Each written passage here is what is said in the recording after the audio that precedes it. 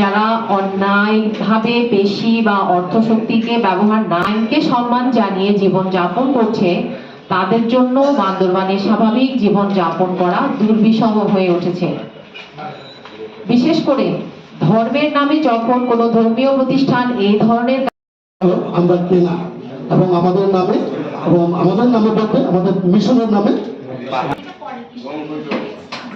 মামলা করার পরে আমরা রায় পেয়েছি। রায় করার পাওয়ার পরেও আমরা দখলে যাওয়ার চেষ্টা করি। তবে আমরা এখন আপনাদের সহযোগিতা চাবো, আর আমরা আস্তে আস্তে আইনগত ভাবে আমরা যাতে আমাদের জায়গা আমরা ফিরে পাই, এই জন্য আমরা চেষ্টা করবো সম্মিলিত হবে ইনশাআল্লাহ। আপনাদের সার্বিক সহযোগিতা আমরা কামনা করছি। এই বলে আপনারা উপস্থিত হওয়ার জন্য আপনাদের সবাইকে আন্তরিকভাবে ধন্যবাদ জানাচ্ছি। সে কাজগুলো করে দেয়, কিন্তু দুঃখের বিষয় হলো চিটং হিল ট্র্যাকে বা বান্দরবানে এই বিষয়টা নেই। ফলে দেখা যাচ্ছে যে ওদের হাতে কোনো কাগজ নেই, সাদা একটা কাগজ মানে নিয়েও কিন্তু তারা মামলা হচ্ছে, হাজির হচ্ছে না, প্রলম্বিত করছে। আর আমরা টাকা দিচ্ছি, হ্যাঁ, কাগজ নিয়ে ঘুরে বেড়াচ্ছি আদালতের বারান্দায়। মাঝে ব্যাংকের নাম দিয়ে জায়গা দখল করা শুরু করে।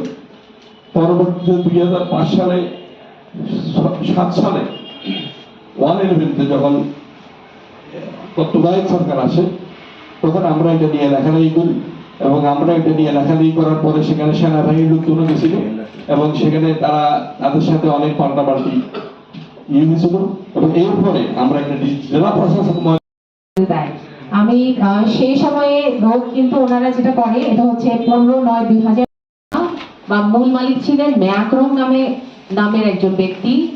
তার অসুস্থতা এবং ছেলে মেয়েদের ভরণ পোষণের জন্য টাকার প্রয়োজন হলে প্রয়াত যারা অন্যায়ভাবে পেশি বা অর্থশক্তিকে ব্যবহার না আইনকে সম্মান জানিয়ে জীবনযাপন করছে, তাদের জন্য বান্দরবানে স্বাভাবিক জীবনযাপন করা দুর্বিষহ হয়ে উঠেছে।